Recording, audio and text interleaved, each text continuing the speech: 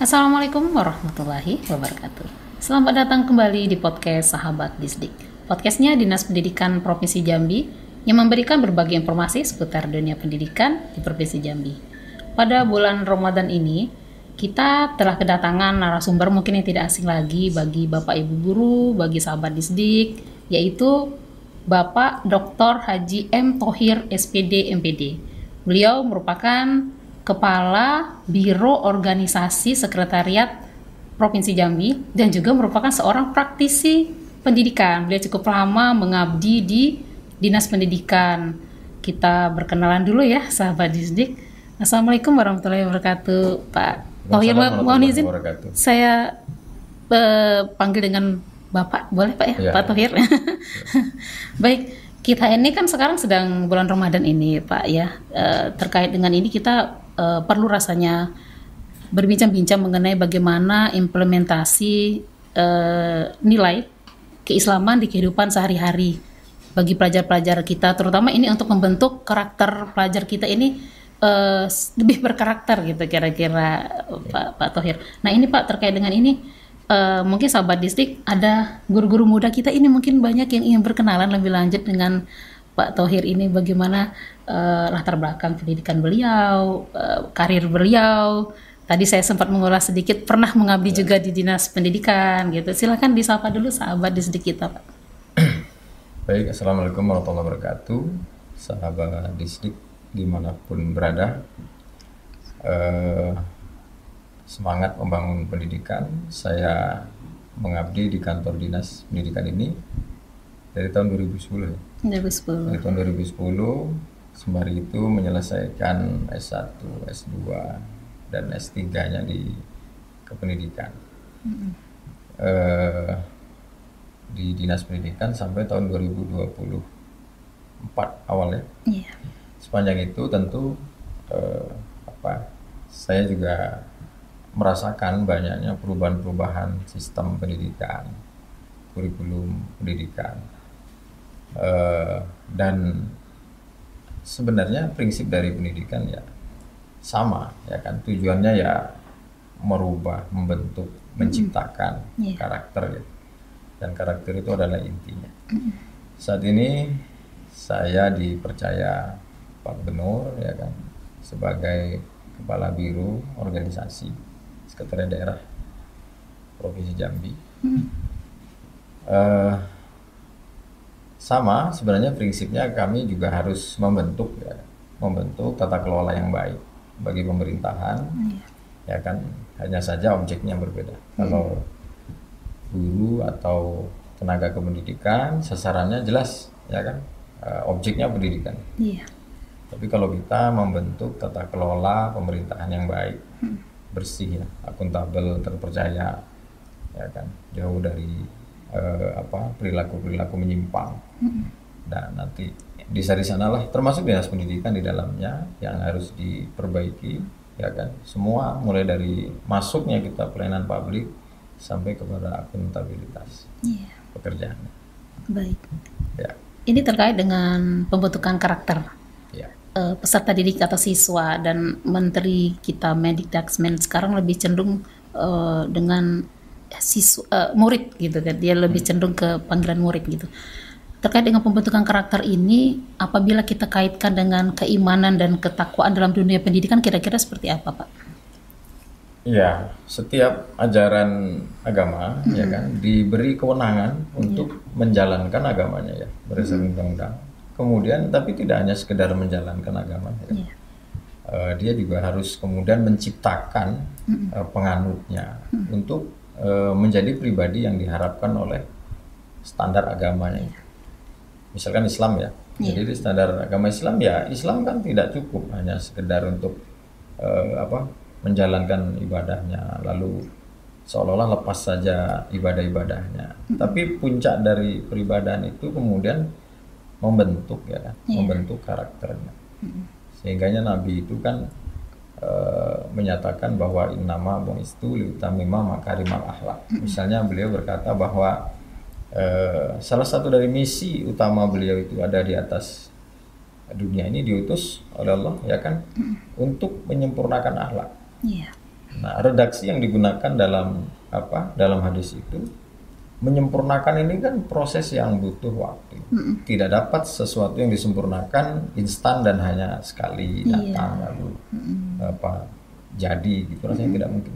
Berarti butuh berkali-kali. Karena itulah kemudian seseorang yang saat ini sudah baik, itu dia harus menyempurnakan dirinya. Misalkan ya, misal Ibu Deni ini guru, lalu Ibu Deni ini dulu kan belajar dengan gurunya terdahulu dan akhirnya menjadi sosok guru yang baik.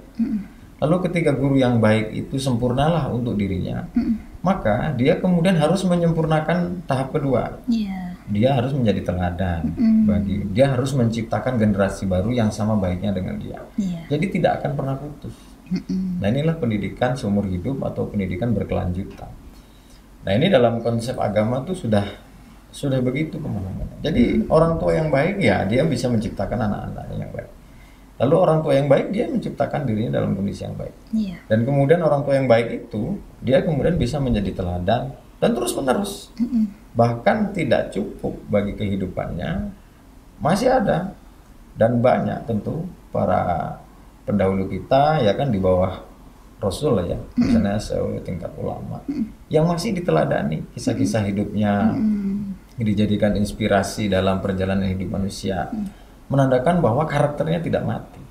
Inilah yang diharapkan, bahwa pendidikan besar kita ini menganut ya kan, menganut pemahaman deep learning ya, tidak pembahasannya, bahwa pendidikan itu harus sampai ke dasar hati, mendalam, bahwa benar-benar siapapun dia profesinya. Jadi pendidikan ini kan luas ya, tidak hanya pendidikan untuk mata pelajaran yang kita kenal, tapi pendidikan apapun, profesi apapun, ya kan. Semisal dokter, tentu kalau dokter ini benar-benar menjiwa dirinya adalah benar-benar dokter sejati.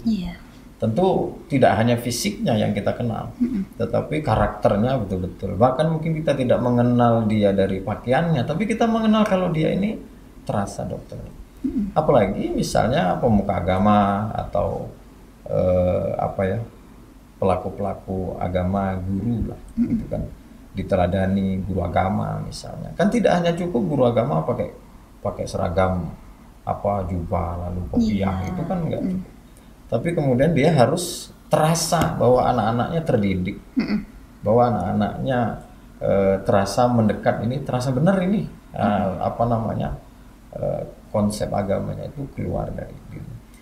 Ini konsep pendidikan ya berkelanjutan, apapun namanya, esensinya saya kira sama. Misalnya kalaupun toolsnya berbeda, cara-caranya itu kan metode ya. Tapi kalau misal kita lihat kurikulum terdahulu lah, ada kurikulum berbasis kompetensi. Ya kan, karena ada kebutuhan kita bahwa ternyata kita butuh kompetensi-kompetensi apa. Tidak butuh ilmu-ilmu saja, pengetahuan saja. Berubah lagi misalnya ada yang KTSP lah, yang kemudian berbasis karakter, yang macam-macam ini. Sebenarnya intinya kan sama. Kita punya harapan dan mungkin ketergantungan dengan dengan orang baik, sehingga kita takut kalau jumlah orang baik ini berkurang, sehingga butuh nanti pendidikan yang memang menghasilkan orang-orang yang dianggap baik itu. Nah, inilah maka nanti kita bisa membicarakan lah lebih jauh, lebih dalam tentang tentang deep learning ini. Sebenarnya deep learning ini saya lihat misalnya Pak Menteri ini ingin menyampaikan kepada seluruh warga pendidikan bahwa yang kecil-kecil dan merupakan hari-harian dan karakter lalu bisa dibuat lah. Ya, misalnya sederhananya dari 7 perilaku hebat itu. 7 perilaku hebat belajar itu mulai dari bangun pagi sampai tidur cepat. Jadi ternyata bagaimana anak-anak ini kemudian punya tradisi, punya kebiasaan, punya karakter yang sehat dan baik. Yang barangkali sekarang ini kan mereka sudah harus berhadapan dengan gadget ya, teknologi yang bisa memanjakan dan merusak sistem ekosistem siklus kehidupannya. Yang seharusnya dia belajar lebih cepat, belajar jadi lambat. Seharusnya dia tidur lebih cepat, tidur jadi lambat. Yang seharusnya bangun lebih cepat, malah menjadi lambat. Ini kan artinya ada sesuatu yang harus diperbaiki dari sistem itu. Iya, baik. Saya kira itu. Artinya dalam perspektif Islam, dalam dunia pendidikan, artinya ini merupakan sarana ya Ustadz ya, untuk meningkatkan keimanan ketakwaan peserta didik bisa berarti ya?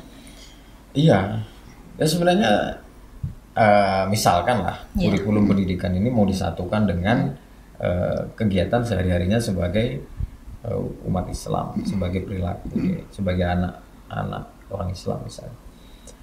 Ya kan dia wajib sholat subuh ya, wajib sholat subuh. Nah sekarang kan bagaimana upaya kita, ya kan tanpa harus menjelaskan panjang lebar kepada anak tentang manfaat bangun pagi, tapi kita bisa menekannya melalui menyadarkan dan menunjukkan kewajibannya untuk sholat subuh tepat waktu. Ya misalnya sholat subuh 4:30, ya berarti dia kalau mau sholat di tepat awal waktu, mau tidak mau kan dia harus jam 4 sudah bangun. Lalu kemudian kita ajarkan lagi, Nabi itu mengajarkan untuk tidak tidur setelah sholat subuh. Dan ini kan kemudian menjadi budaya, ternyata bangunnya lebih awal. Nah artinya ada dua yang dapat ya. Satu dapat dari sisi nanti dia punya kebiasaan bangun. Dua dapat dari sisi kepuasan orang tuanya, dia menjalankan agamanya dengan baik. Jadi pastilah kita jadi orang tua ketika melihat anak kita ya kan menjalani ibadah dengan baik, lalu berubah karakternya dengan baik, inilah sesungguhnya pendidikan yang dibutuhkan orang tua itu. Ya kan, yang tidak hanya nilai-nilainya agama di rapornya 9, ya kan, tapi sholatnya payah gitu ya. Atau nilai budi pekertinya 8, tapi ngomong dengan orang tua tidak sopan. Itu kan itu yang tidak menjadi kepuasan orang tua sebagai pengguna ya, sebagai pengguna pendidikan di luar anak gitu. Dan itu saya kira itu tidak akan berubah konsep itu sampai kapan. Hanya sekarang ya penerapannya, metodenya dijadikan suatu kebiasaan ya, bagi strateginya itu yang kemudian dirubah-ubah oleh pemerintah yang punya kebijakan. Nah ini terkait dengan kebijakan dari Menteri yang terbaru yaitu Kemendikbudristek itu mengenai penggalakan deep learning, tadi sudah sempat Bapak bahas gitu. Nah ini ada konsep keimanan dan ketakwaan terhadap Tuhan Maha Esa, ini diterjemahkan dalam 8 dimensi profes lulusan. Nah seperti itu, dan diimplementasikan dalam 7 kebiasaan anak Indonesia hebat. Kira-kira bagaimana kebijakan ini sejalan dengan ajaran agama Islam untuk membangun karakter siswa menurut Bapak seperti apa? Ya, pertama bahwa perlu sedini mungkin ya kan, perlu sedini mungkin memperkenalkan dan menanamkan nilai-nilai beriman kepada Tuhan yang Maha Kuasa, ya kan, kepada Allah SWT sedini mungkin.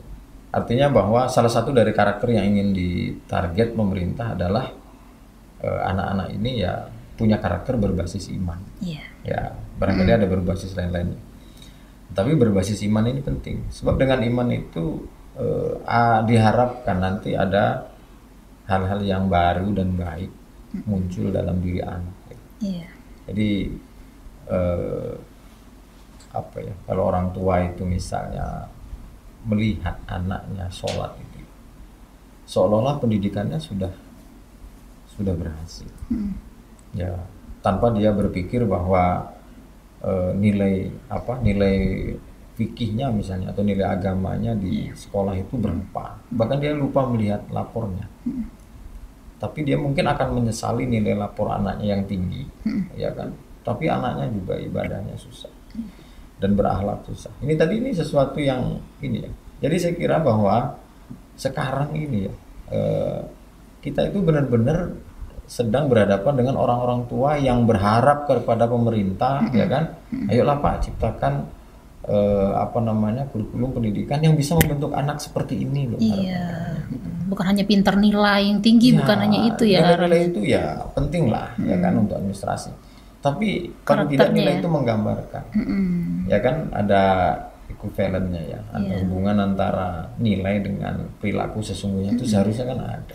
Artinya kebijakan ini sejalan ya Pak ya dengan ajaran Islam untuk membentukkan karakter ya. Ya Islam begitu juga yang saya bilang tadi bahwa Islam kan tidak bisa lip service hanya cuma ngomong-ngomong saya Islam saja, tapi kan kemudian orang merasakan Islamnya seperti apa gitu. Ya kan, ya kalau atribut pakaian aksesoris itu kan biasa, itu justru kewibawaannya. Tapi kalau hanya pakaiannya saja, kalau hanya namanya saja, ini kan yang repot. Jadi harapannya ya melalui pendekatan agama masing-masing lah. Kalau anak Islam ya pendekatan dari agama Islam. Agama yang lain tentu punya ajaran yang baik dengan agamanya. Nah setiap agama mengajarkan kepadanya untuk hal-hal yang baik, dan setiap anak lalu menjalankan agamanya dengan baik. Nah ini kan sudah menjadi benteng pertahanan utama dalam pendidikan. Sekarang begini, problemnya ya kan sering sekali, misalnya nih lagi viral misalnya podcastnya Pak Gubernur baru Jawa Barat ya, bahwa dia memproklamirkan kalau orang tua tidak mau menyerahkan kepada anaknya kepada sekolahnya untuk dididik, silahkan buat sekolah sendiri. Karena mungkin itu sudah protesnya para pelaku pendidikan. Dan kenapa? Ya karena mereka menganggap bahwa anak-anak ini sering sudah di luar batas menghadapi gurunya. Artinya tidak sejalan ya antara apa yang diterapkan oleh sekolah dengan yang diterapkan di makanya di rumah ditanamkan nilai-nilai agama ke dalam diri. Guru tuh hormati ya gitu. Guru hormati. Menghormati guru itu kan ibadah. Menghormati guru itu kan akhlak mulia. Dan diajarkan juga ya kan bahwa keberkahan ilmu itu antara lain juga diperoleh dari ridhonya gurunya gitu loh.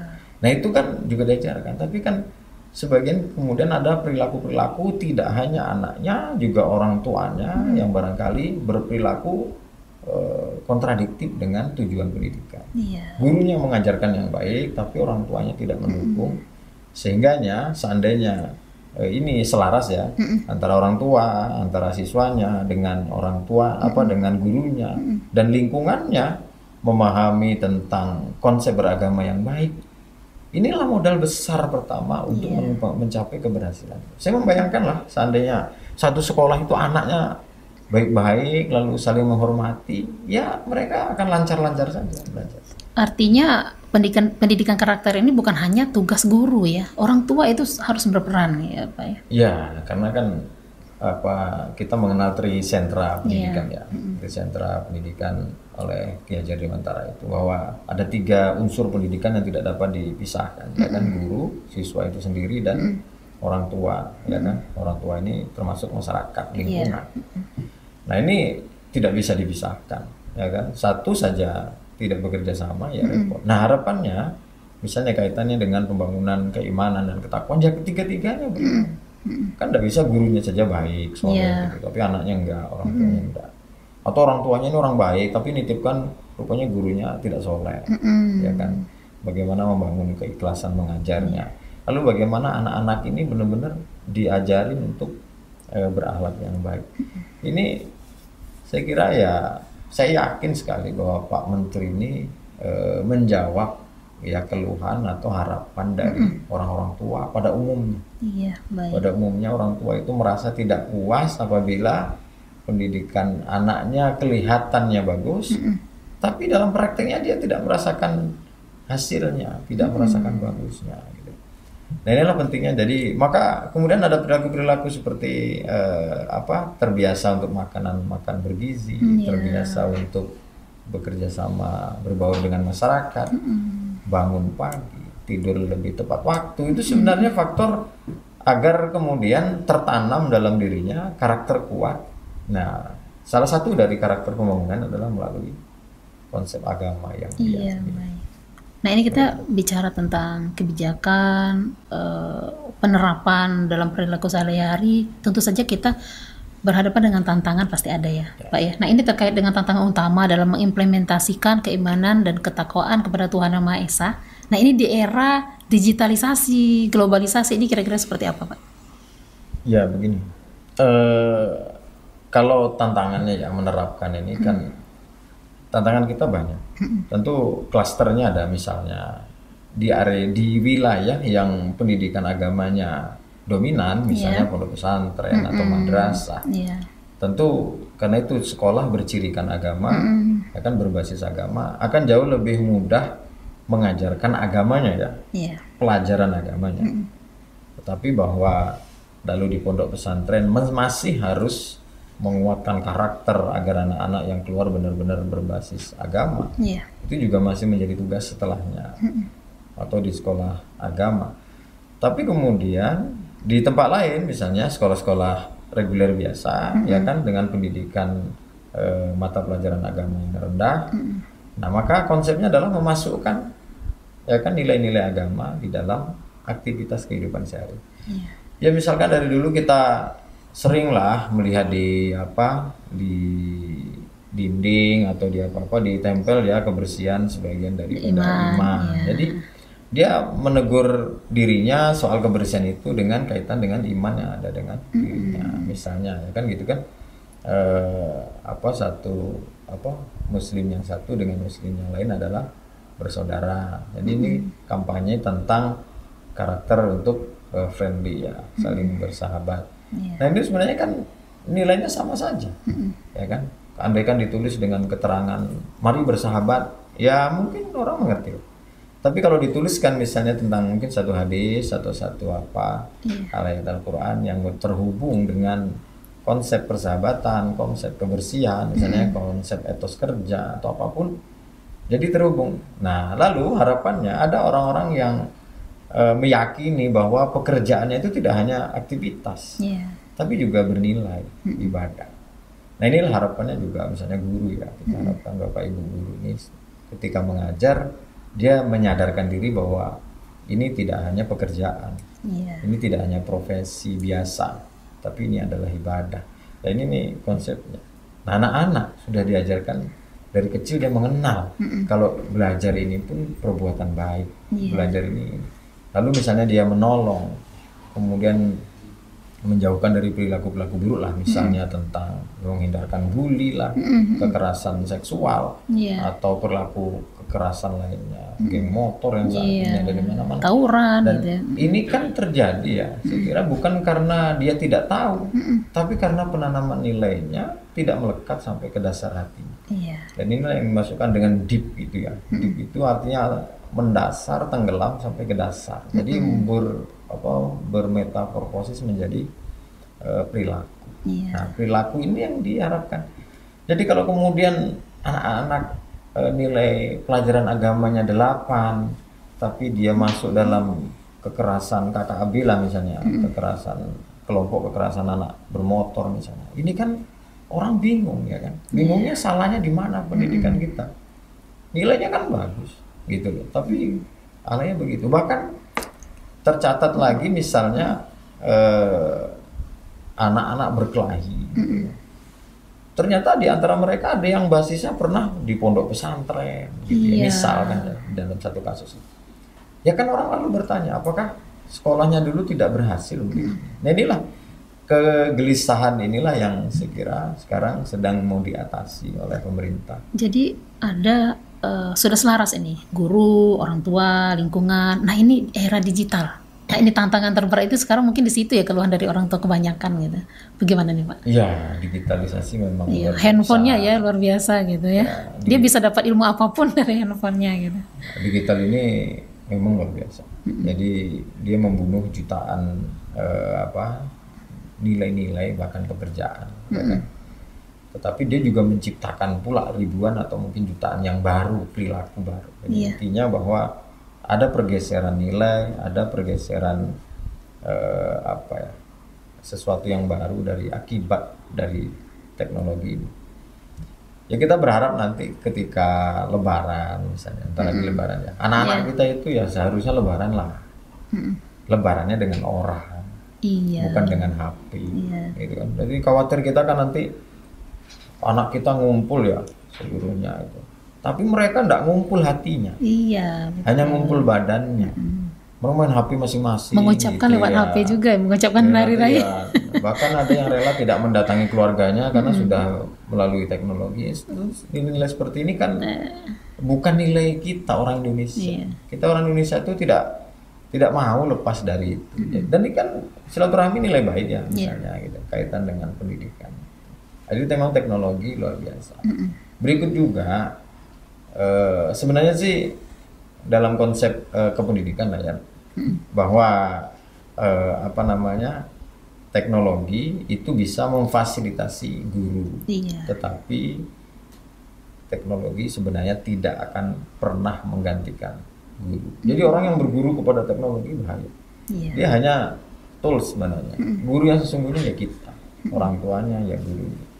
Nah kita khawatir anak-anak kita dia menganggap Google lebih pintar daripada gurunya, lalu dia lebih percaya kepada teknologi, perangkat-perangkat teknologi dibanding dengan gurunya. Kecenderungan untuk dia berperilaku praktis seperti perangkat teknologi lebih kuat daripada berperilaku sebagaimana gurunya. Ini yang kita, tapi itu ya tantangan. Kalau dibilang itu ancaman, ya setiap apapun pasti ada ancamannya. Tantangan kita lah bagaimana meramu pendidikan ini menjadi ini ya. Kalau itu alat itu digunakan dengan baik, ternyata ya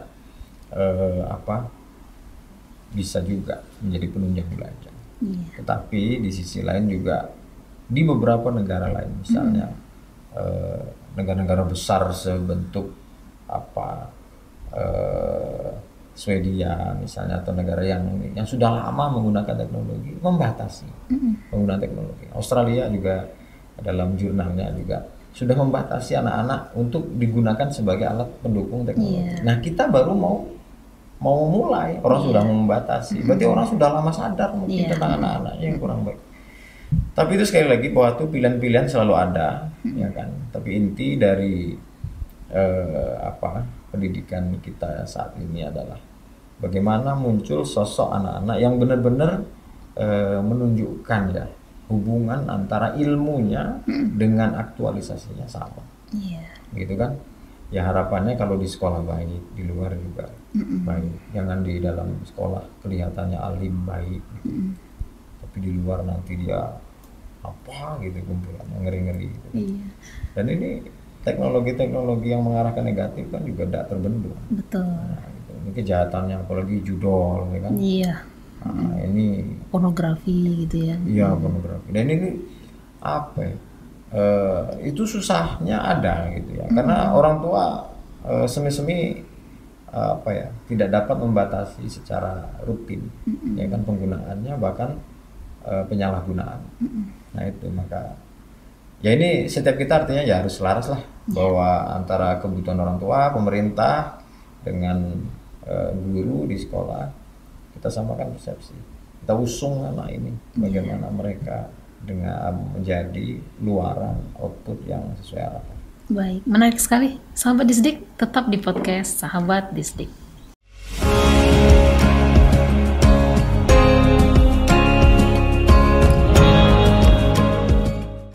Nah ini masih terkait dengan tantangan ini ya Pak ya. Ini bagaimana kira-kira cara sekolah dan guru, terutama yang berlatar belakang keagamaan, bisa lebih efektif dalam menanamkan nilai-nilai keimanan ini gitu kira-kira. Ini kita belum bahas yang untuk pelajaran lain gitu, ini misalnya yang guru agama gitu, seperti apa? Iya, sekarang memang ya kalau kita bicara strategi pembelajaran ya, nah tentu kita punya konsep setiap orang ada masanya, setiap masa ada orangnya. Anak-anak kita ini ya kita pelajari inputnya ya, inputnya memang mungkin homogen ya, homogen itu hampir sama lah anak-anak kita ini. Ya cara tidurnya, cara makannya, cara geraknya ya sudah sama. Tentu sudah bisa dicarikan strategi pembelajaran yang lebih tepat. Ya misalnya begini, kalau tantangannya misalkan tentang budaya berbasis teknologi yang dianggap bisa saja menjadi penghambat pembelajaran, tentu bagaimana memberikan edukasi ya secara khusus kepada mereka agar mereka bijaksana, ya kan? Karena mereka ini kan pengguna ya, dan pengguna bayi buta lah ya, karena baru-baru mau apa jadi mainkan. Nah itu tentu kan butuh pendampingan. Ya kasarnya beginilah, karena anak kita ini ya kan otaknya jauh lebih maju daripada fisiknya. Fisiknya SMP tapi otaknya udah kayak mahasiswa, ngomongnya udah macam-macam, bisa ngomong politik gitu. bisa ngomentari presiden. Padahal mereka baru SMP. Tapi kan berarti orang tuanya harus sadar anaknya itu sudah harus seperti ini. Guru-guru juga harus sadar bahwa anaknya itu sudah seperti ini. Ini mau diapain? Iya. Mau dilawan nggak bisa. Karena dia mendapatkan informasi yang bukan dari gurunya. Lalu apakah gurunya kalah dengan mereka? Ya maka kita butuh standar ya. Standar pembelajaran yang jelas. Yang jelas. Bagaimana guru-guru itu bisa memastikan bahwa pembelajaran itu sampai tujuannya. Ya kan setiap pembelajaran itu kan pasti ada tujuannya. Tujuan umumnya apa, tujuan target sub-subnya seperti apa. Nah itu ya termasuk dalam pembangunan karakter, pendidikan agama, apalagi pendidikan berbasis agama atau sekolah bercirikan agama. Ya mereka memang benar-benar ya kan harus menciptakan agamanya itu ya benar-benar mencerminkan. Dan mereka sekolah ini kan misalnya sekolah agama ya, sekolah agama mereka butuh kombinasi dengan pemanfaatan teknologi dan lain-lain, atau penguatan pengetahuan umum lainnya. Sekolah yang berpengetahuan umumnya lebih banyak, dia ternyata butuh agama. Jadi ya mau tidak mau silang. Ya kalau sekolah madrasah misalnya, mereka kan tidak bisa hanya mengandalkan pengetahuan agamanya untuk bekal hidupnya. Mereka harus juga belajar tentang skill-skill lainnya, soft skill lainnya. Nah, sementara yang di sekolah umum misalnya, ya mereka tetap kan harus butuh agama agar mereka juga terbimbing hidupnya. Nah inilah, jadi setiap lembaga pendidikannya memiliki tugas dan tanggung jawab dengan karakternya masing-masing. Bagaimana membangun kombinasi ini diracik sedemikian baik, tantangannya pastilah, ya kan. Misalnya begini ya, kalau kita sebutkan ada satu sekolah dulu, wah ini sekolah favorit, siswanya bagus-bagus gitu. Tapi setelah anak-anaknya keluar tamat dari sekolah itu, muncul generasi baru kan? Nah favoritnya pindah ke sekolah lain. Nah itulah menunjukkan bahwa setiap anak itu betul-betul membawa zamannya, membawa masanya. Ada eranya ya. Gurunya bagaimana? Nah makanya kemudian dalam ilmu pendidikan kan sering anak-anak dengan guru ini harus saling adaptasi. Jangan sampai anaknya milenial, gurunya kolonial gitu. Berarti guru dan orang tua siswa harus nge-charge terus ya? Ya harus mengikuti ya.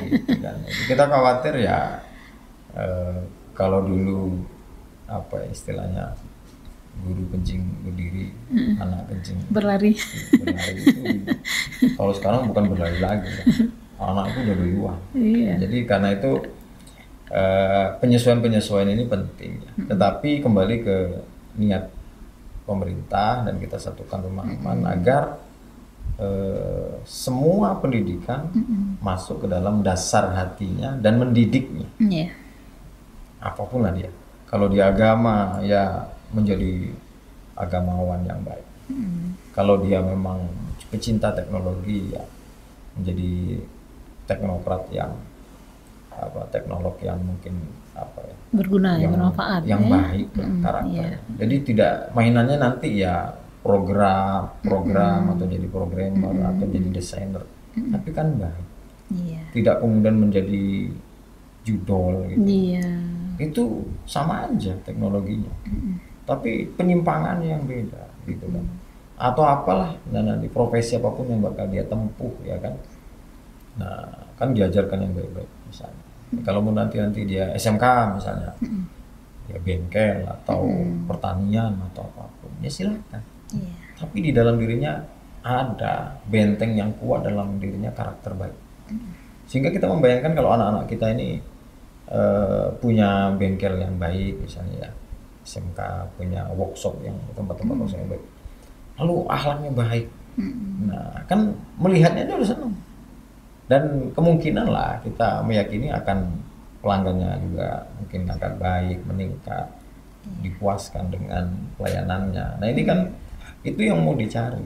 Nah, ya kan kita yang khawatir sekarang ya kan karena mungkin karakternya tidak sampai, penjiwaannya tidak sampai, sehingga kadang-kadang usia anak kok kurang menggambarkan kemampuannya misalnya.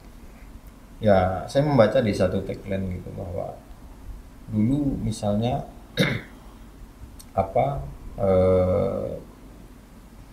Jenderal Besar Sudirman itu memimpin perang itu di usia yang masih sangat muda. Iya. Di usia berapa? 2 bulan atau 3 bulan dulu. Jadi tapi kan sangat muda sudah bisa memimpin negara ini gitu. Kemudian Budi Utomo, Bung Tomo misalnya, atau siapa-siapa itu tercatat tidak terlalu tua.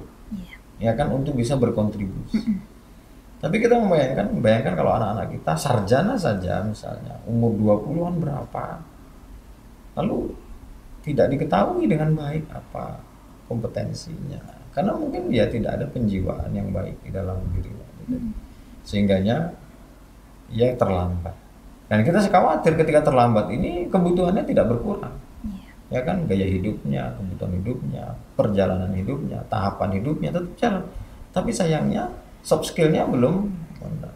Bayangkan ada yang tamat S2 lalu masih kebingungan dengan dirinya. Iya. Nah ini menandakan apa ada yang salah dalam ini. Kan perlu kita bertanya ya. Kita bertanya bahwa apa yang harus diperbaiki. Nah, jadi saya kira program Pak Menteri ini bagus lah. Jadi deep learning ini maksudnya agar kemudian hatinya terbentuk. Jadi apapun nanti pendidikannya dan profesinya, hatinya bagus. Sehingganya nilai pendidikan itu sampai. Iya. Nah ini terkait dengan praktek implementasi di sekolah. Kira-kira ini kan Bapak sudah menjadi praktisi pendidikan cukup lama ya Pak ya gitu. Mungkin bisa di-sharing-sharing pengalaman dari Bapak atau contoh lah penerapan nilai keimanan dan ketakwaan dalam lingkungan pendidikan seperti apa?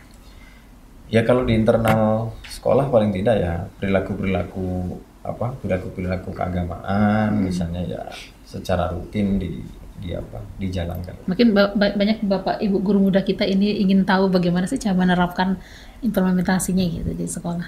Ya misalkan begini. Bukan hanya pelajaran agama ya, mungkin biologi, matematika misalnya, itu seperti apa? Misalkan menerapkan etika yang baik dalam pergaulan hari-hari. Maka kalau ada anak mau masuk ke satu ruangan gurunya, ya kan, tegurlah ketika dia tidak mengucapkan salam, suruh ulangi misalnya, ayo masuk lagi dalam, supaya dia terbiasa ketika masuk ke ruangan tertentu atau ada siapa dia izin, punya akhlak yang baik. Mengucapkan salamnya adalah perilaku agamanya, ya kan. Nah barangkali untuk yang Islam ya, yang tidak Islam nanti mungkin menggunakan kata-kata yang izin etika yang baik. Nanti ke sana ya menghormati gurunya dengan baik, kemudian berpakaian yang sopan dan baik, ya kan. Ya, kalau dalam standar agama itu ya menutup auratnya dengan baik, ya kan. Lalu nanti di jam sholat ya dia ikut sholat jamaah, tidak hanya sholat sendiri mengerjakannya, tapi kan berjamaah. Lalu menyempatkan diri untuk membaca Al-Quran sebagai wujud dia mencintai Quran dan agamanya. Tetapi sesungguhnya dia nanti berpendidikan tertib, bahwa dengan bercinta kepada agamanya itu lalu dia berharap bahwa ia merasa diawasi oleh Tuhannya gitu. Jadi maka hal-hal seperti ini sebenarnya sih ya itu yang diharapkan. Ya kalau kemudian perilaku baik seperti yang dicanangkan Pak Menteri ini, bangun pagi, olahraga, ya sebenarnya itu implementasi sederhana yang harus biasa dikerjakan lalu menjadi kebiasaan baik. Nah ternyata kan yang kita khawatirkan itu tadi, jadi ketika kebiasaan ini tidak baik, ya makanya sebenarnya sih kalau sekolah itu kadang-kadang disiplin, ya sebenarnya orang tua kita semua yang memiliki anak harus sadar bahwa memang anak kita sedang dididik. Gitu. Kalau dia terlambat, terlambatnya kenapa? Tentu kan tidak boleh terlambat menjadi karakternya. Ya, jadi kebiasaan ya, jangan sampai. Ini ada anak yang memang terlambat, lalu gurunya ngomong, udahlah anakku memang biasanya terlambat, kan nggak betul. Ya gimana caranya diskusi dengan orang tuanya supaya tidak terlambat itu bisa dicapai. Ini contohnya gitu kan. Atau pulang dengan berbagai alasan. Lalu mungkin saat ini banyak orang tua yang tidak lagi mengandalkan sekolah untuk mengontrol ketika anaknya pulang. Karena sebaliknya juga mungkin sekolah tidak lagi merasa kewajibannya untuk mengawasi ketika sudah keluar dari pagar sekolahnya. Ya tentu apakah ini baik atau tidak coba kita diskusikan, ya kan? Kalau mungkin dia ini pesankan dengan baik bahwa ini jamnya pulang, sampailah ke rumah dengan baik, gitu ya. Lalu orang tuanya tahu ketika jam sekian pulang anaknya ada di rumah. Kalaupun tidak kan ada alasan atau informasi yang dapat sampaikan. Nah ini perilaku sederhana lah ya, di dalam apa ya, kalau kemudian mau diserentakkan baca Quran atau menyampaikan apa hadis-hadis atau petunjuk-petunjuk agama sebagai pembentukan karakter di sekolahnya, ini saya kira banyak dilakukan lah ya di sekolah-sekolah. Hanya butuh kita penguatan untuk saling menjaga ini, ya kan, sehingganya cita-cita kita sama, gitu kan. Kan mungkin di satu sekolah ya pasti ada anak-anak kita yang terasa sangat baik akhlaknya, tapi kan mungkin ada juga yang belum tercapai dan belum tuntas tapi sudah tamak misalnya. Iya, bagaimana? betul. Jadi sekecil apapun di sekolah ya, budaya-budaya bermasyarakat, budaya bergotong royong, ya, misalkan gurunya juga harus tahu kalau ada anak ini tidak mau berteman, kurang bersosialisasi, kan harus dicarikan cara supaya mereka bisa mau berteman, tidak milih-milih teman, tetapi tidak sembarangan berteman, gitu kan harus juga. Nah seperti itu sebenarnya kalau sekolah ini sudah sangat baik dan mampu mendidik karakter itu, ya orang tua pasti sudah merasa sangat terbantu. Justru yang kita khawatir sekarang adalah ketika sekolah adalah ladang ilmunya saja, tetapi tidak ladang pembentukan karakternya, maka tugas pembentukan karakternya berpindah kepada orang tuanya. Bagaimana? Tanda tanya besarnya adalah seberapa mampu orang tua mendidik dan menjadi teladan bagi anaknya ketika di rumah. Nah ini standarnya kita nggak tahu. Kalau di sekolah kan jelas standar guru seperti apa. Ya intinya sekarang kita mulai dari sekolah lah. Kita mulai dari sekolah. Di sekolah ini sama-sama mengajarkan keteladanan yang baik, dan guru-guru yang sudah baik ini pun harus tetap bertahan dengan baik, ya kan. Artinya peran guru ini sangat dibutuhkan sekali ya dalam mendukung kebijakan. Ya, guru sebagai teladan, ya kan? Kalau dalam penanaman keimanan ketakwaan nanti susah juga ya kalau gurunya tidak sholat misalnya. Lalu bagaimana siswanya mau sholat? Dia pasti berbalik. Kalau gurunya ngomongnya kasar, gurunya ngomongnya ini misal. Lalu anak mau apa? Tapi kalau satu pun guru itu tidak ada yang perilaku ini, ya dia tidak dapat masuk celahnya untuk itu. Karena dia akan mendapatkan perlawanan kuat dari karakter guru-guru. Nah ini seperti ini misalnya. Nah kita juga punya tantangan, guru-guru kita ini ya guru-guru baru, ya kan, yang mungkin hidupnya juga sudah di area-area modern. Tentu ya kita mintalah kepada teman-teman guru untuk terus mengasah talentanya, ya kan, sehingganya benar-benar guru itu dari hati. Dan hal-hal lainnya insya Allah ada yang mikirkan lah, ya kan. Pemerintah tentu tidak tinggal diam urusan kesejahteraannya, urusan kinerjanya, tetapi fokus juga lah kepada esensi dia profesinya. Baik. Ini kan terkait kebijakan dari Menteri tentang 8 dimensi profil lulusan. Nah ini poin pertama, itu fokusnya keimanan dan ketakwaan kepada Tuhan Yang Maha Esa. Bagaimana kira-kira Bapak Ibu guru kita itu mengintegrasikan kebijakan ini, terutama yang poin 1 tadi itu, selain dari pendidikan agama Islam gitu, bidang studi yang lain itu bagaimana mereka bisa integrasinya kira-kira? Ya, lebih tepat mungkin ke pembudi pekerti ya. Ya. Sebenarnya agama itu intinya juga akhlak. Intinya maksudnya di luar akidah ya. Akhlak itu adalah bagian tidak terpisahkan dari agama. Dan semua agama sebenarnya ya mengajarkan akhlak yang baik. Tentu kita tidak pernah mendengar agama melegalkan kekerasan, melegalkan kejahatan atau apapun, kan tidak juga. Mungkin di bidang studi mungkin kimia mungkin ya, barangkali mungkin di sana dengan unsur-unsur kimia dan sebagainya mungkin bisa dikaitkan dengan keimanan ketakwaan, mungkin bisa juga mungkin. Ya bisa. Sebenarnya kan setiap cabang ilmu itu kan ada hubungannya dengan Tuhannya kan. Ya kan. Misalnya apa yang harus disampaikan bahwa molekul-molekul terkecil misalnya Tuhannya apa, rumus alamnya seperti apa. Nanti dikaitkanlah dengan hubungan keimanan dan ketakwaannya, Iya. gitu ya. Tentang matematika misalnya ya, matematika hidup kan ada juga, gitu. Betul. Ya. Hisab mungkin nanti ada dihitung loh gitu Iya, kan. gitu kan. Jadi penting matematika gitu ya. Matematika hidup ini kan ada ya hitung-hitungannya. Misalnya kalau baik ditambah baik maka hasilnya baik. Tapi kalau baik bercampur kurang baik nih hasilnya bisa tidak baik. Artinya Itu deep kan, learning-nya nyampe ya kalau seperti itu ya. kan itu kan dirinya, Iya. kan dirinya. Dan bisa saja itu diimplikasikan kepada penjelasan agama, ya kan. Tapi ya apa namanya itu bagian nilai yang bisa saja dimunculkan dan setiap guru punya niat yang sama agar mereka membangun anak-anak yang beriman dan bertakwa. Iya, iya. Ya kan, dari semua mata pelajaran saya kira bisa saja diumpulkan. Ya kan, misalkan ilmu apa? Bagi-bagi warisan misalnya gitu Ya, kan. Itu kan matematika ada di sana. Ada maksudnya ya. Biologi lah misalnya. Iya, iya. Ilmu tentang tumbuh-tumbuhan.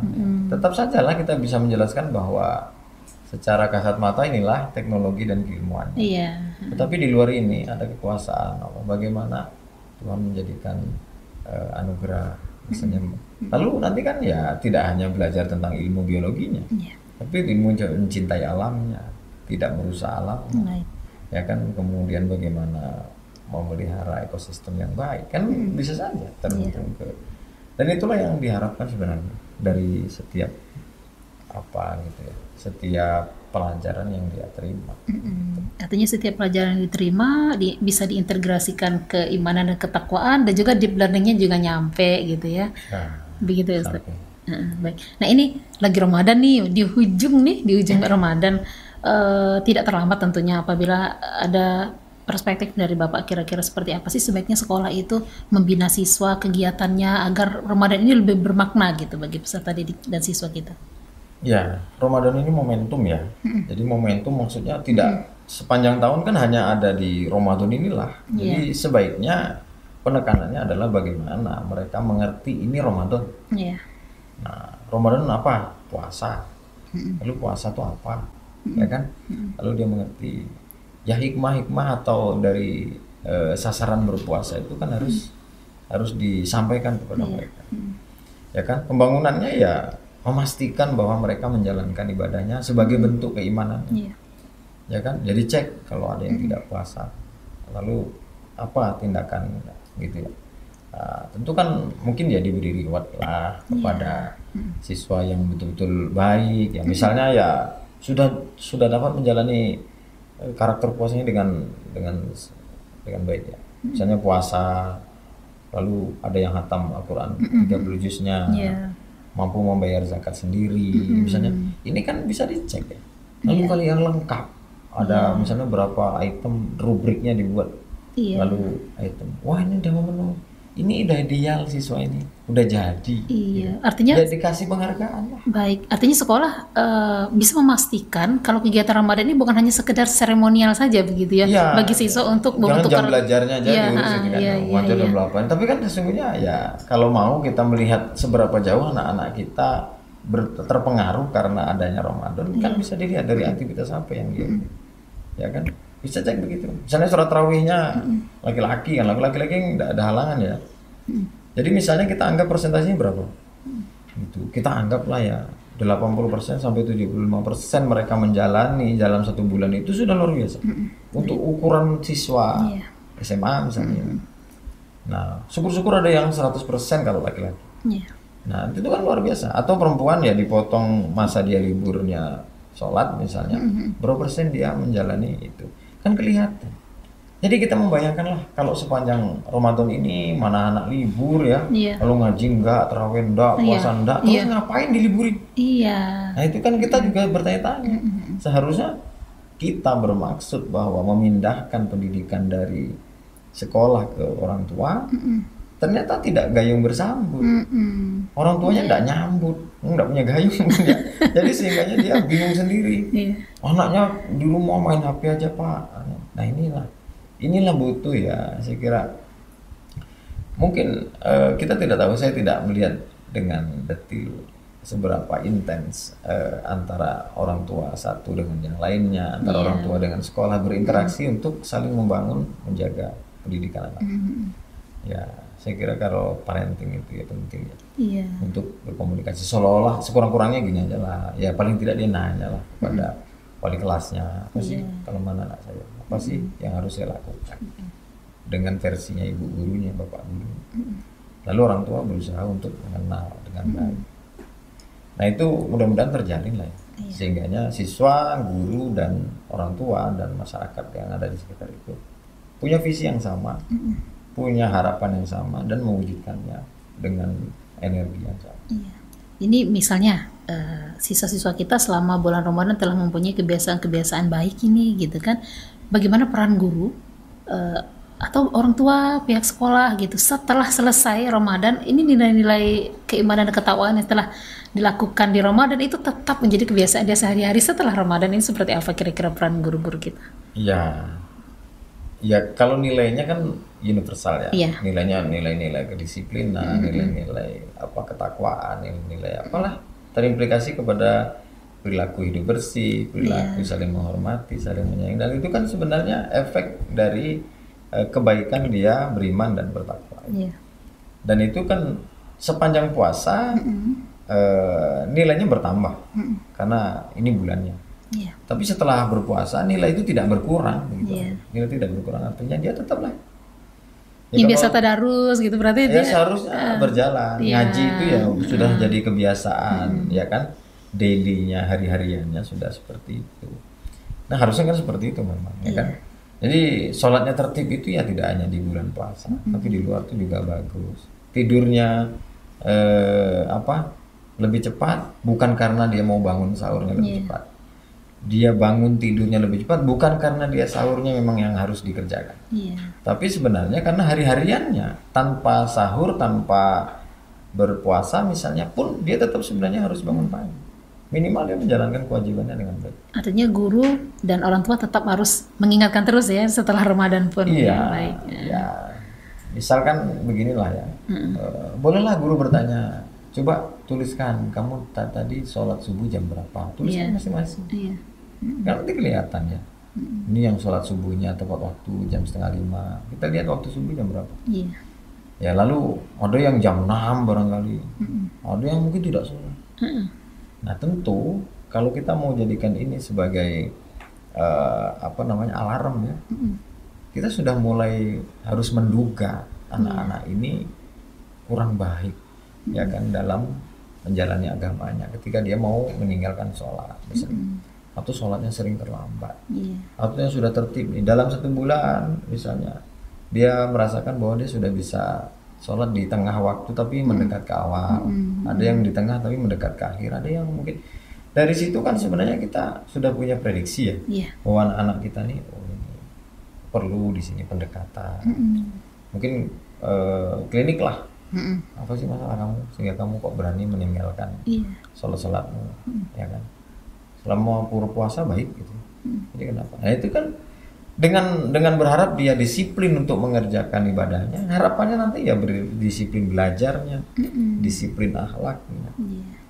Memang tidak gampang ya, tidak gampang pastilah. Tentu teori ini besar dan mudah diucapkan. Prakteknya kita harus berhadapan dengan objek lain bernama anak-anak kita. Dan dia adalah wujud lain dan bukan kita. Tentu ini tugasnya harus sama-sama. Baik, luar biasa sekali. Sahabat Disdik tetap di podcast Sahabat Disdik.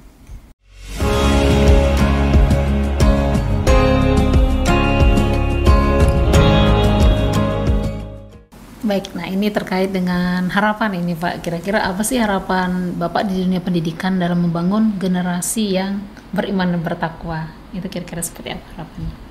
Ya baik, beriman dan bertakwa kaitan dengan pendidikan tentu tidak bisa dipisahkan. Ya pendidikan tanpa iman dan takwa kita khawatir dia buta ya, tidak tahu kemana arahnya. Tapi ya beriman dan bertakwa saja tanpa pendidikan yang terukur dengan baik mungkin tidak akan tercapai sasaran dan keinginannya.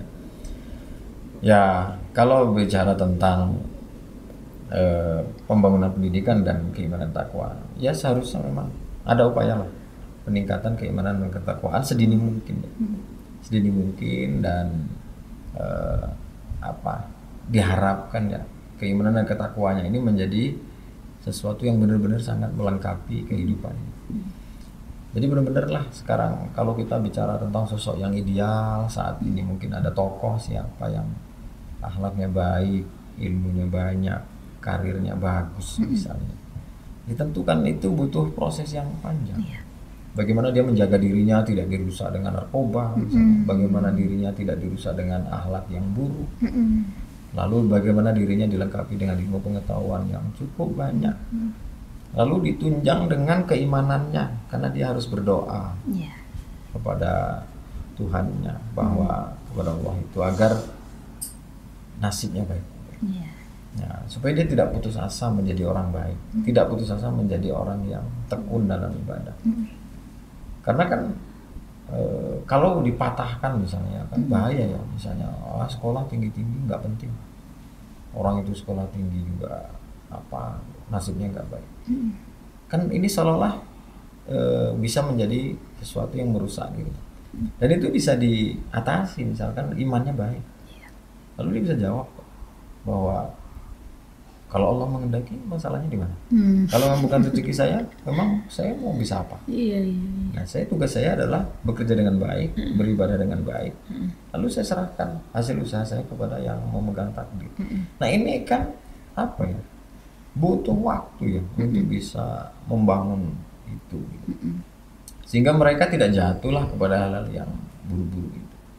Kalau misalkan anak-anak kita ini sekarang ini mungkin di beberapa tempat ya menjadi korban bully, pelaku bully, atau pelaku kekerasan lainnya, ya masalahnya apa? Gitu. Mungkin lingkungannya yang kurang tepat, mungkin sekolahnya yang mungkin membosankan, mungkin pergaulan teman-temannya yang memang membahayakan. Ini kan pasti ada solusi. Dan itu kan tidak hanya tugas Bapak Ibu kepolisian ya, untuk menyelesaikan. Kalau Pak Polisi, Ibu Polisi pasti sudah sifatnya penanganan hukum. Kalau kita kan wilayah pendidikan ya mendidik itu dan berusaha tidak sampai menjadi pelaku kejahatan. Nah ini kan atau orang tuanya lalai, mungkin mereka tidak tahu, atau sekolahnya mungkin tidak peduli dengan sehingga mereka mungkin anak-anak ini butuh sentuhan, butuh kasih sayang, tetapi dia tidak mendapatkan. Dia mendapatkan dari kelompok-kelompoknya ini. Kelompok ini memanjakan ya, mungkin apa ini bisa dimanjakan di kelompok, sehingga dia kecanduan di kelompok itu, dan dia kemudian menjadi sangat penting kelompoknya, bahkan untuk kejahatan dia ikut. Nah ini kan mungkin perlu pendalaman ya. Kita tidak bisa memandang satu sudut saja, harus holistik, ya kan, masif ini. Siapa sih sebenarnya dan butuh energi seperti apa? Ya jadi harapannya setiap pergantian pemerintahan dengan bergantinya konsep-konsep pendidikan, ya kita segera menyesuaikan lah. Kita tidak perlu terjebak dengan kalimat seolah-olah ganti menteri, ganti kurikulum, tidak. Kalaupun harus berganti, salahnya juga di mana? Gitu. Apakah dengan tidak berganti lalu baik? Apakah kalau berganti tidak baik? Kita ini memang yang khawatir berada di zona nyaman, seolah-olah itu sudah betul, sudah bagus dan anti kritik. Nah termasuk kita guru-guru ya. Kalau ada siswa kita merasa bahwa kita ini salah, emang kita ini siapa? Kita kan manusia aja. Lalu kita tidak peduli dengan kemajuan zaman teknologi gitu kan. Padahal sudah bukan eranya lagi. Mungkin kita ada yang tidak tepat di mata mereka, tapi kan kita tidak menganggap bahwa ini yang paling baik. Betul. Ya, dalam hal apa coba?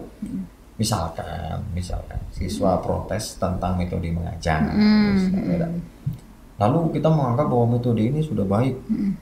Aku nih S3 loh, kamu enggak bisa begitu. Kan penggunanya siapa? Siapa mungkin, usernya ya? Atau mungkin bapak ini ketinggian, betul. Sehingga dia tidak ngerti. Dia protes karena dia tidak ngerti. Dia mau ngerti. Atau ya kan? Siswanya yang ketinggian, ya kan, gurunya ini tidak belajar, jadi dia tidak dihargai. Itu kan problem ya. Dan kalau kita tidak mau berubah, ya betul lah penyesuaian dan perubahan sikap itu. Untuk mengimplementasikan kebijakan ini ya, terutama untuk keimanan dan ketakwaan, tentunya sekolah ini kan butuh nih kolaborasi dengan tokoh-tokoh agama misalnya. Kira-kira bagaimana cara sekolah bisa berkolaborasi? Karena mungkin tidak semua SDM di sekolah yang memenuhi kriteria untuk mendukung kebijakan ini gitu. Ya, tokoh agama di luar itu best praktisnya ya. Iya. Jadi itu pelaku baiknya itu ada di luar. Walaupun dapurnya itu ada di sekolah. Karena guru agama bukan berarti mubalik ya. Oh, pelaku agama bukan berarti tokoh agama di masyarakat. Iya. Kadang dia guru agama di sekolahnya.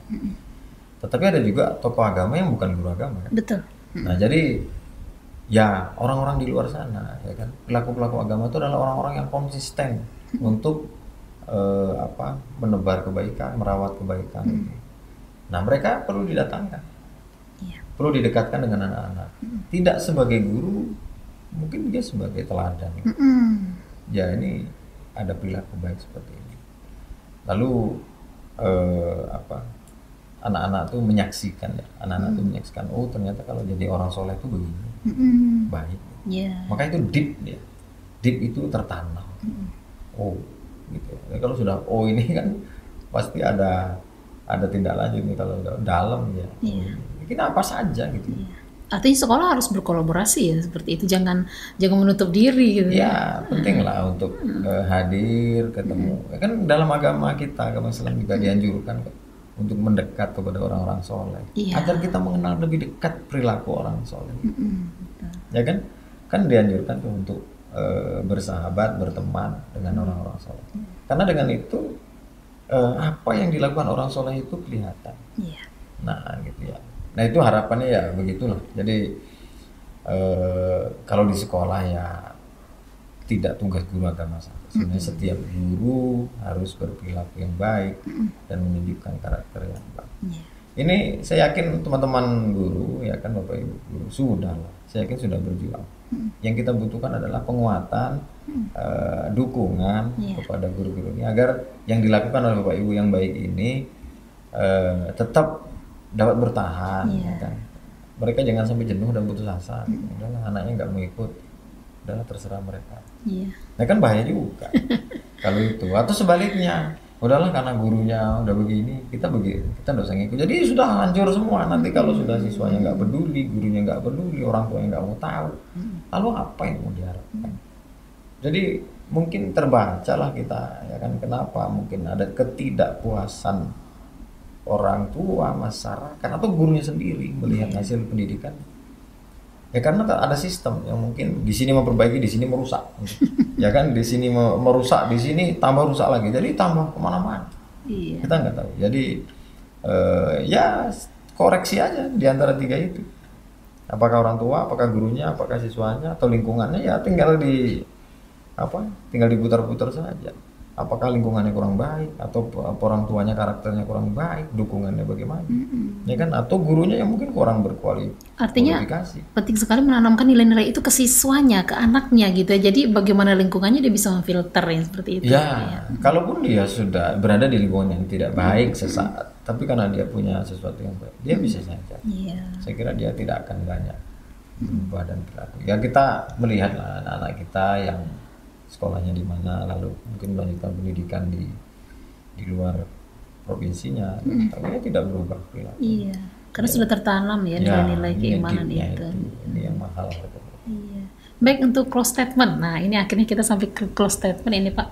Pak, kira-kira ada nggak ingin ditambahkan informasi atau terkait dengan bagaimana sih cara mengimplementasikan nilai kehidupan keislaman, terutama di kehidupan sehari-hari untuk membentuk pelajar yang berakhlak mulia dan demi terwujudnya pendidikan karakter gitu. Kira-kira ini terakhir ini ada yang ingin ditambahkan? Saya tutup dengan kata-kata hari ini ya. Kata-kata hari ini lebih baik terjebak macet kemudik tapi dengan tujuan yang jelas daripada terjebak di zona nyaman tanpa tujuan yang jelas. Jadi maksudnya ya kita jangan merasa nyaman-nyaman saja. Harus terus berjuang, bergerak, ya kan? Kalau ada perubahan itu ya memang kan harus berubah ya. Memang kan siswanya berubah, zamannya berubah, inputnya nih berubah terus. Generasi Z, generasi Alpha gitu ya. Terus kita mau memasakkan generasi kita gitu. Zaman dulu dipelototi guru udah takut gitu kan. Tadi yang istilahnya apa tadi? Siswanya milenial, gurunya kolonial ini. yang kan tidak nyambung. Ini maunya marah aja, yang ini tidak mau dimarahin. Kan anak-anak kita anak-anak stroberi ya. Iya. Anak-anak Apalagi Gen Z ada itu kan nggak mau implementasi dimarahin. undang-undang perlindungan anak gitu kan, nanti Iya. dimarahin dikit orang tuanya ngelapor gitu kan. Yup, Nah nggak ini ya. bisa dikerasin Iya anaknya. iya. Dia tersinggung aja nggak mau, disinggung nggak jadi, nggak mau negur lagi. Nah itu generasi kita memang benar-benar generasi yang sensitif. Unik Dari ya, sisi- karakternya unik ya. unik ya, dia sensitif. Tapi ya kalau dibiarkan sama aja, tetap keras-keras. Jadi ya closingnya adalah kita pecinta pendidikan ya, pegiat pendidikan dimanapun berada kita. Ya kan, kita adalah karakter, kita adalah pendidik, ya kan. Karena itu silahkanlah di area manapun ya, ditempatkan dimanapun, tetap kita adalah pendidik. Pendidik di sekolah, pendidik di rumah, pendidik di masyarakat. Sekurang-kurangnya ya di lingkungan keluarga kita adalah benar-benar pendidik. Dan setiap kita wajib menjadi pendidik, Iya. ya kan.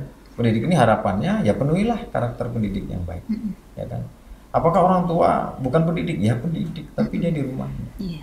ya kan. Dan orang guru, bapak ibu guru ya ada di lingkungan tempat tugasnya. Jadi ya jangan dipisah-pisah, ya kan. Coba kalau mulai misah-misah, ya bagaimana satu warna kalau masing-masing berwarna masing-masing. Iya. Ya meskipun udah berasal dari warna yang berbeda-beda, tapi kan harus di lingkaran dan role yang sama, sehingganya sistem ini berjalan dengan baik. Artinya dengan penerapan iman taqwa ini, apapun profesi anak itu nanti dia menjadi pribadi yang Ya, baik gitu ya. itu yang diharapkan lah. Jadi nanti apapun profesi dia, apapun pekerjaannya dia, dan dimanapun dia berada, mau di sekolah atau pasca sekolahnya, diharapkan imannya adalah menjadi salah satu keberhasilan pendidikan. Bahkan mungkin ini poin pertama ya. Iya. Nantilah soal dia jadi apa, karirnya apa, jabatannya apa atau apa, itu urusan hal-hal yang lain. Tapi ketika ada imannya, rasanya orang tua merasa sudah, ya bagaimana kalau dikabarin misalnya apa ya, misalnya nih anaknya jauh, dia telepon ibunya, "Ma, Bu, tadi belum bisa ngangkat telepon, lagi sholat." Kan tentu orang tua ya akan merasakan, ya Allah, anakku nih jauh, nggak diawasin orang tua, di rumah sendiri, di kosannya sendiri, tapi dia masih mendirikan sholatnya dengan baik. Itu kan dia tidak mungkin bertanya berapa nilaimu nak di kampus, berapa nilaimu kemarin pelajaran ini apa, mungkin dia bertanya setelah itu. Tapi ketika dikabarin tadi sholatnya rapi, berpuasa dengan baik, bahkan mungkin wujudnya lebih hebat lagi, dia bisa bersedekah, tadi nolong temannya, dia jagai kawannya yang sakit. Wah, ini mungkin orang tuanya sudah merasa bahwa anaknya itu sudah di luar ekspektasi lah, harapannya bahwa ya orang lain aja diurus apalagi dirinya. Kan kira-kira nanti baliknya ke situ. Iya, baik. Ya mudah-mudahan kita semua ya kan, pecinta dan pelaku pendidikan, terus semangat ya membangun pendidikan, khususnya Jambi ya. Kita dukung program Pak Gubernur Jambi Mantap, ya kan, meningkatkan sumber daya manusia, ya kan, bagian dari tidak terpisahkan membangun sumber daya manusia Jambi yang berkualitas dan berdaya saing, ya kan, menuju Jambi dalam Indonesia Emas 2045. Terima kasih. Baik. Terima kasih banyak Bapak Dr. Haji M. Thohir, SPD MPD. Luar biasa sekali.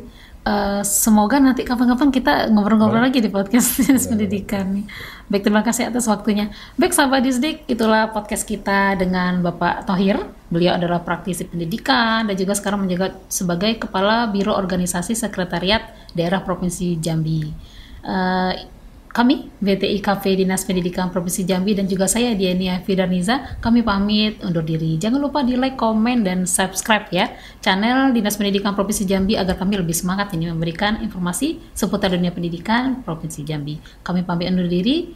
Mohon maaf atas kesalahan dan kekilafan. Wassalamualaikum warahmatullahi wabarakatuh.